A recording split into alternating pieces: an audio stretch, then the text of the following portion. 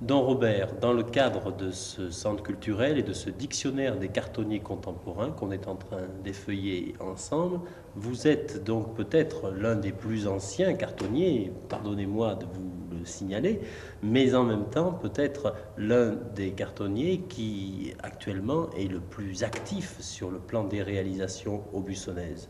Est-ce que cette étendue de votre travail, vous la concevez, vous sentez que vous avez parcouru déjà un très long chemin dans le domaine de la tapisserie? Je sens ce parcours, c'est même en regardant en arrière, je le sens très profondément parce que je pourrais dire une sorte de confession que le parcours du travail correspond exactement au parcours de la vie, c'est-à-dire ce qu'on appelle le parcours spirituel. L'un et l'autre marchent ensemble, et l'un a l'air d'illustrer l'autre, si je peux dire, et de montrer, de se perfectionner naturellement, parce qu'on se débarrasse de beaucoup de... Même pour revenir à sa propre nature, je dirais que quelquefois je m'aperçois que je manque de caractère. Et devant ce carton que j'ai là d'ailleurs, je pourrais l'expliquer davantage tout à l'heure dans les détails, je m'aperçois, je suis constamment en train de corriger des formes trop molles, trop indécises, pas assez de décision. Et ça me rappelle un mot d'autrefois de Simode, comment s'appelait-elle, de Rossane, la femme de Jean Lursa, qui me disait « c'est rondouillard ce que vous faites ». Et voilà des choses qui font du bien, beaucoup plus que les critiques d'un professeur. Parce que tout de suite, je me suis dit, il y a quelque chose qui ne marche pas. Et on ne pourra jamais dire que Lursa lui était rondouillard, certainement pas. Et moi, ça m'a fait réfléchir. Et j'ai pensé que le caractère d'une personnalité correspond au caractère du dessin. Le dessin doit être savoir ce qu'il veut, savoir ce qu'on fait, ce qu'on veut, et avec beaucoup plus de décision qu'on ne le ferait quelquefois quand on se laisse aller. Et donc, on perfectionne son naturel aussi bien par une évolution du dessin, et je crois que maintenant, quand je revois mes vieux cartons, peut-être que les tapisseries étaient aussi bonnes, j'en sais rien, mais je sais que j'ai un dessin beaucoup plus, en tout cas, réfléchi, décidé, plus vrai surtout. Parce qu'au fond, dans tout ce qu'on fait, dans quelque sorte que ce soit de l'art, de la tapisserie comme les autres, c'est pas du tout le beau qu'on recherche. C'est le vrai.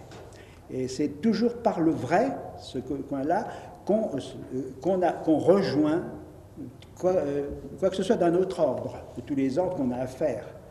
Et c'est ça, il y a des choses, on sent que c'est pas vrai. Ça triche. Oui, cette réflexion sur le vrai, sur le beau, vous l'exercez quotidiennement à N-Calcat. Qu'est-ce qu'elle vous apporte? Et moi, c'est une question souvent que je me pose. Comment donc quelqu'un qui en fait passe ses journées à réfléchir et à travailler arrive à faire s'entrecroiser les deux choses et à s'enrichir, à enrichir l'une et l'autre chose? Ça, il y a un phénomène qui doit être important et intéressant pour vous. C'est tout à fait exact. En ce sens que je n'ai jamais beaucoup cru à une réflexion, j'allais dire, qui se promène comme un nuage, mais une réflexion qui est appuyée sur une réalité, comme celle de dessiner, par exemple, ou de fabriquer, comme vous dites, s'entraide ce que nous appelons souvent la prière, c'est-à-dire la vie intérieure, la méditation, la réflexion, deviennent là beaucoup plus, tout d'un coup, s'appuient sur quelque chose de réel. Comme disait Cocteau, comment disait-il déjà? Oui, seule la réalité, même bien recouverte, possède la vertu d'émouvoir. Et c'est vrai. Une émotion ne peut pas se baser même sur un rêve, ça peut arriver. Moi, je ne rêve pas. Mais la réalité, réellement, donne... précis, je dis trop souvent ce mot de préciser, mais situe davantage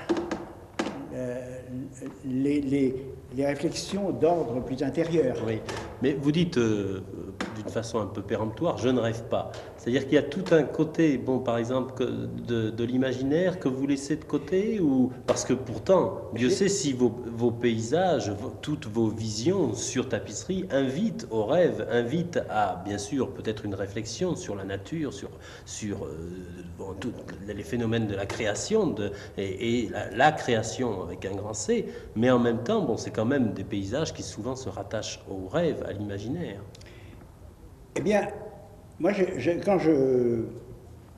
disons, je me vois dans une glace, j'ai pas l'impression d'avoir de l'imagination. On me dit souvent, vous avez de l'imagination.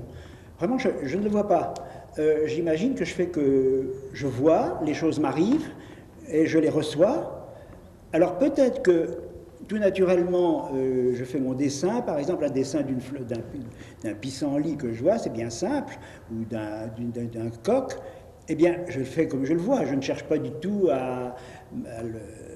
même à lui donner de la poésie ou même de le styliser, j'ai horreur de ce mot-là. Eh bien, malgré tout, peut-être que c'est une chose qu'on fait qui vient se rejoindre et qui est la vraie imagination, peut-être, justement. Et il y a beaucoup de sortes d'imagination. Il y a des imaginations beaucoup plus, justement, oniriques. Je ne crois pas que les miennes soient tellement dans ce goût-là. Je n'ai pas l'air d'être un visionnaire, par exemple. Et souvent, les visionnaires sont des gens qui sont plus nocturnes. Moi, je suis terriblement diurne. En ce sens, je n'ai pas l'impression de rêver beaucoup. Je crois que c'est de soi-même. Je prends un départ excessivement naturaliste, bien sûr, et puis peut-être en composant, les choses s'ajoutant l'une à l'autre, ça finit par donner un résultat qui devrait, en principe, avoir sa vie en soi, en oubliant ce qui en a servi de chemin préparatoire. Par exemple, pensons Cézanne. Eh bien, comme on disait, Cézanne, on disait que c'est une belle pomme. Eh bien, avec Cézanne, n'a fait que copier ou voir cette pomme. Il la faisait même si mal que Dali, il est nul, il ne sait même pas faire une pomme ronde. Eh bien, ce qu'il y a, c'est que quand on voit une pomme de Cézanne, on dit c'est pas une belle pomme, mais on dit c'est une belle peinture. Et c'est ça qui doit se faire. C'est un travail qui se fait en somme tout seul, de soi. Tout le monde ne le fait pas. Ça, je ne sais bien, il y a des gens, ça reste toujours la pomme et ça ne sera pas autre chose. Et il faut passer de la pomme à la peinture. Vous êtes un fidèle d'Aubusson, don Robert, hein, je crois. Et donc, on peut un petit peu essayer de rattacher votre chemin à celui de l'évolution de la tapisserie à Aubusson. Et que trouvez-vous de particulier à Aubusson, en même temps dans le travail, hein, donc des lissiers, dans le contact peut-être avec les différents chefs d'atelier, et quel est un petit peu l'esprit aubussonnais que vous aimez retrouver à chaque fois que vous venez, ou quels sont vos liens avec Aubusson? Bien, mes liens sont très étroits parce que j'ai absolument besoin d'Aubusson. Je crois que Aubusson a bien, je ne suis pas inutile de mon côté. On se complète très bien. Le reproche qu'on aurait pu faire, qu'on fait d'ailleurs, qu'on peut faire, quelquefois nous imposons trop notre volonté à des lissiers. Et on voudrait leur laisser une certaine marge de liberté. Et d'autre part, ils sont obligés à une certaine fidélité, à une réelle, dans une transcription, je ne veux pas dire dans une traduction, mais enfin. Et alors, là, il y a aussi une habitude. Je reviens souvent, en effet, pour revoir comment on exécute, on met sur laine ce qui n'était avant qu'un simple dessin. Et c'est pourquoi j'y reviens même plus qu'autrefois pour voir de très près la façon dont on travaille. J'aime beaucoup, c'est un artisanat admirable et très difficile et qui a besoin d'une très longue apprentissage, enfin, très long. Mais je dois dire que là, je me sens de plus en plus à l'aise avec cette relation avec les lissiers. Oui, en ce 15 avril 82, donc, vous nous avez apporté votre dernier carton, celui que vous êtes en train de réaliser, qui sera prochainement tissé aux ateliers Goubli. Je crois que ça s'appelle Ombelle de jour, non? J'ai mis dessus ombelle de jour parce que j'ai déjà fait un ombelle, Oui. une autre ombelle qui s'appelle je ne sais plus comment, alors une ombelle précieuse ou autre, parce que je cherche toujours un nom. Si je trouve un autre nom d'ici à la fin, comme vous le savez, ce que disait Pascal, on trouve le titre, c'est la dernière chose. C'est quand le livre est fait, que tout est fini.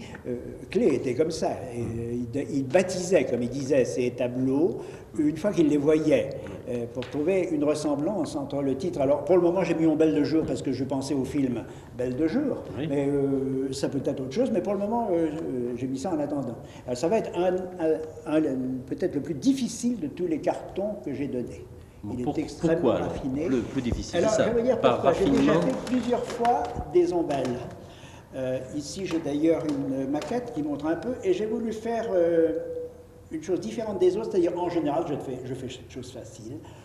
On met un fond, et puis sur le fond, on met des trucs dessus, des objets quelconques, et puis ça réussira ou ça réussira pas, mais c'est assez facile de faire j'allais dire, un échange de fond et des choses qui vont au-dessus. Tandis que là, c'est au contraire, je fais le fond et constamment adapté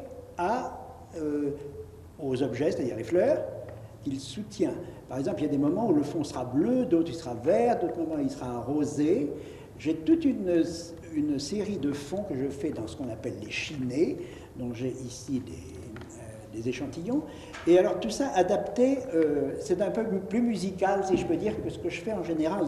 J'espère du moins que ce sera ça. Ça peut avoir aussi des inconvénients, mais des choses où il y a des rapports plus subtils, mieux adaptés, plus chantants, si je peux dire, si j'y arrive. Parce que tout ça, vous savez, on a des bonnes intentions, mais la réalisation, quelquefois, ça peut par exemple devenir plus brouillon ou plus brouillé, moins net. C'est votre recherche actuelle? C'est ma recherche actuelle. Et ça, c'est l'objet. J'ai été content parce que c'est une commande que je n'aurais pas faite parce que voilà une chose qui est tout de même importante de dimension et qui coûtera un prix assez élevé. Et je ne peux pas me permettre, moi, de m'offrir ça. Mais je fais une expérience, là. Une nouvelle expérience que je n'ai encore jamais faite. Cette facilité du fond, justement, je cherche là à m'en débarrasser et ne pas faire un truc noir sur rouge, des trucs comme ça. J'en ai fait une, par exemple, que tout le monde connaît, qui s'appelle la chasse aux papillons. C'est bien malin, on met un rouge, vous mettez un cheval vert, une jument rose et un petit cheval noir, et le tout est joué. Et ça vous suffit plus, ça, maintenant? Non. Alors là, maintenant, je ne pourrais plus faire ça.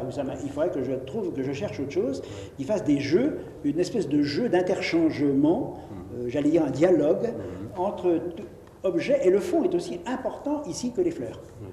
Et c'est ça ce qui est la surprise que j'aurai, car vous voyez que ça, il s'agit d'un fond chiffré, c'est-à-dire on ne voit pas les couleurs, et les couleurs sont uniquement là en ce moment, alors dans l'imagination, mais ou bien alors dans la petite maquette tout de même que j'ai faite. Mais je risque d'avoir des surprises, j'espère en avoir pas trop mauvaises, mais c'est là que ça apportera, je l'espère, quelque chose de nouveau et qui, moi, m'apportera du nouveau à moi pour ce que je pourrais faire dans mon travail ensuite. C'est pour ça, pour moi, c'est quelque chose d'important. Merci, Don Robert. Voilà, pour ce premier entretien au Centre Jean Lurçat. Merci.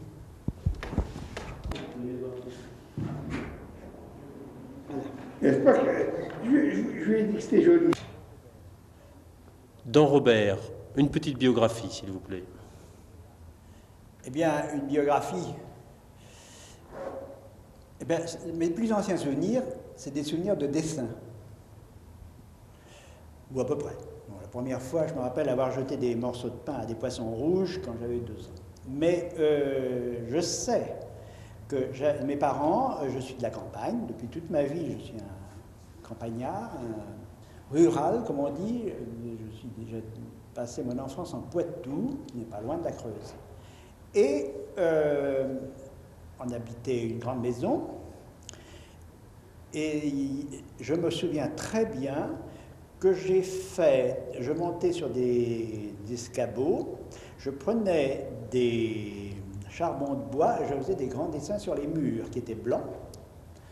Et naturellement, dès qu'on voyait ça, on se précipitait, d'abord pour me flanquer la fessée, et puis me débarbouiller, me laver et tout, parce que j'ai toujours habillé en blanc avec des petites dentelles.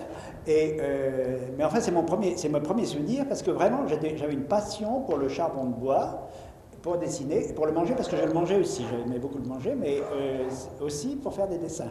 Et alors, c'est pourquoi je crois que j'ai toujours aimé le dessin. Plus tard, on a fait tout ce qu'il fallait pour m'en débarrasser, parce qu'on pensait que le dessin, c'est pas sérieux. Alors, la musique, c'est plus sérieux. Alors, on voulait me faire du piano. Alors, j'ai eu des professeurs de piano qui ont tous dit à ma mère, vous savez, je crois que il n'y a rien à faire, il n'a aucun don. Alors, elle était navrée. Et alors, le dessin ne m'intéressait pas. Alors, finalement, je suis entré, comme j'ai raté, je crois, un peu tous mes bachots ou des choses comme ça, je suis entré aux arts déco parce que mon père ne voulait pas que j'aille aux beaux-arts, parce qu'il disait que la peinture, ça ne sert à rien, tandis que la décoration, on peut toujours s'en sortir, en faisant du meuble, par exemple, des choses comme ça.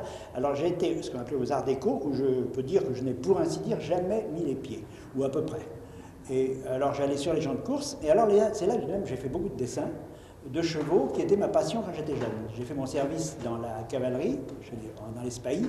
Et là, alors j'ai fait beaucoup de dessins au Maroc, qui ont été tous exposés chez Bernheim, et on les a tous vendus d'ailleurs. Et j'aimais beaucoup alors le dessin, et surtout du côté cheval. Et puis alors, après je suis entré au monastère, alors j'ai abandonné la peinture pendant quelques temps, et puis peu à peu, j'ai fait les miniatures, que maintenant je n'aime plus beaucoup, mais finalement il y a des gens qui aiment ça. Et alors, c'est l'URSA, là il y a eu une rencontre de l'URSA, absolument que moi je considère, je ne crois pas au hasard, mais à la providence, que c'est des amis de Limoges, là, qui ont amené l'URSA au monastère en 1941, et c'est là d'où est le départ de ma tapisserie. J'ai fait aussitôt, j'avais les aquarelles à ce moment-là, il m'a dit vous n'avez qu'à les agrandir, et j'ai fait ainsi mes premiers cartons immédiatement, qui ont été l'été, l'automne. Bon, Merci. Ça va? Parfait.